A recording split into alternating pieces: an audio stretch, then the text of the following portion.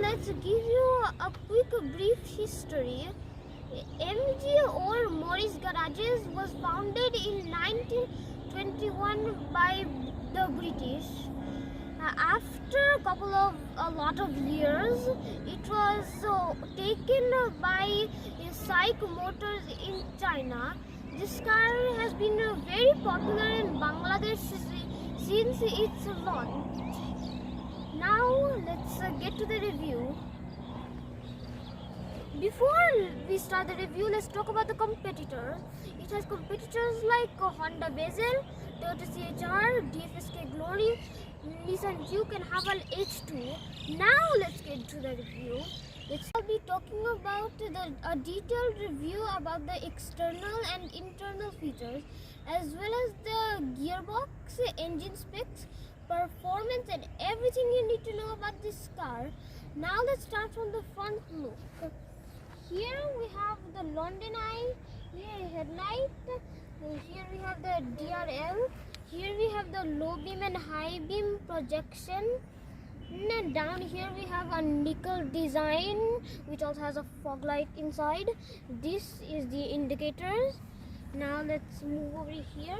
Oh yeah, this grey bumper, this is very, as I do not like this very much, but it is very popular in Bangladesh, so you don't get your car scratched or something.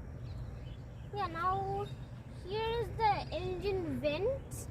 This engine badge does not have anything, it's only just an MG badge, but the rear one, yeah, that has some function which I will show you when we get there. Let's go to the side now. Before going to the side review, one thing pops into my mind. This front look to me reminds me of a Mazda CX-5 or CX-3. Aren't they? Even the headlights remind me of Mazda. Now let's come here. This has a stock MG 17-inch alloy rims. Here now we have a plastic frame. We have a blinker rear view mirror. We have a long nickel lining from up to there. We have a very sporty looking curve which I really like. This car also has a beautiful roof rail and a black side skirt frame. Now let's get back to the rear. I will explain the rear side of the vehicle. Here we have LED Polaris type tail lights. Here we have the indicators or hazards or just blinkers. This is the back gear light. Here we have a GB sign which also stands for Great Britain, I think so. Now here we have reflectors, a dual chrome lining, a fake vent. Here we have the rear windshield wiper. Up there we have a small spoiler with a brake light attached to it. Now here we have the ZS emblem. Here are the tail lights again. And here, this is also again the extra bumper which I already said at the front.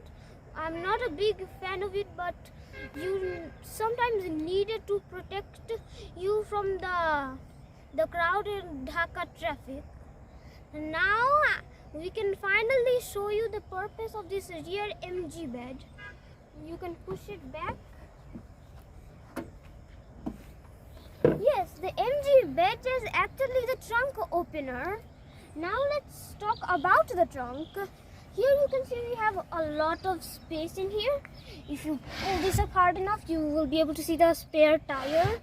Now, over there you can see that there are the back of those two seats which you can actually fold down, and you'll have even more space of the trunk, and which is very cool. And now we will show you the interior. Before I start the interior review, I want to talk about the performance and specs.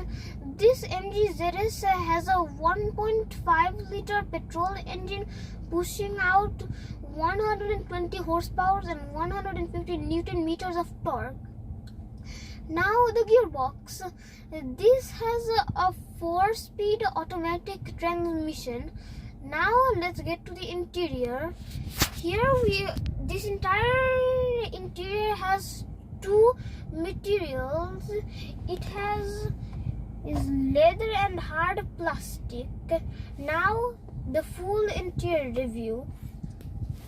You can see here we have a place where you can put many things. Well, not many, but now we have power window controls. Here we have the window lock. Down there we have the hood opener, and that button I do not know what that is because I'm young.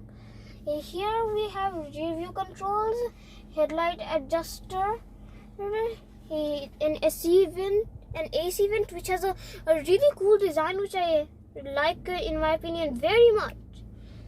And here you have the door handle with a cool little white design which I also like very much.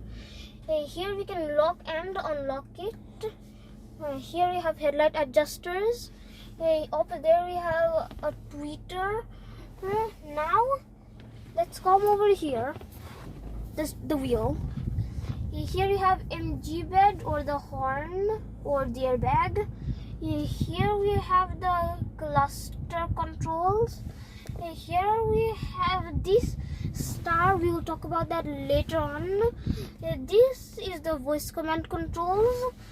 Here we have the multimedia controls. Here you can answer your phone or decline. This is the music source. Start with the cluster.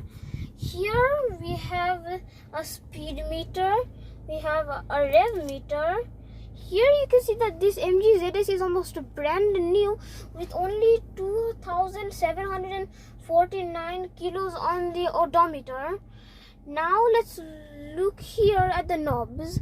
Here the headlight and indicator knobs are here, and the windshield wiper knob is here. In most JDM cars it is completely the opposite. Now come here. Here we have cruise control knobs.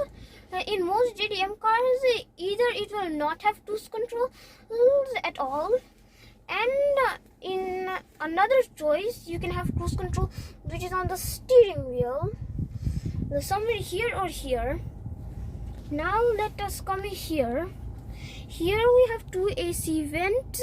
The dashboard has soft material used with it. Here we have a touch screen. This touch screen works really well. First let's come here. Here we have the car controls, comfort and convenience, lights or other. Driving and maintenance. Here you can choose your steering type. You want urban, normal or dynamic. Factory reset we should not use, or else the entire car is gonna turn to what it came like from the MG factory. Let's go back here. Here is the radio noise if you want CD or normal. Here's Apple CarPlay. Get here. Here you can look at videos, pictures, the setup. Here you can choose audio. You can change time. You can choose Bluetooth. You can choose display. And this is the systems. Let's get back there. And here is Bluetooth, and you can turn the screen off, but we're currently showing this. Here we have a clock. Okay, now we're done with this part. Now let's get back down. Oh yeah, around this part we have a lot of carbon fiber, the music and radio controls. Here we have the climate control. Here we have a pretty small place. We have a USB port and a 12-volt power outlet. Here we have the shifting lever. Here we have the cup holder. We have a handbrake. Here we can put in our seat belts. Always put them on when you're driving. You always want to be safe. And here we have a small place where you can put in some important things. Now you can see that this has a leather seat, which in my opinion I do not like them very much. But you do you. My favorite type of seat is fabric because they're soft in my opinion. But this leather seat is also very comfortable. Now let's get to the rear seats. Now you can see that I'm in the rear seats.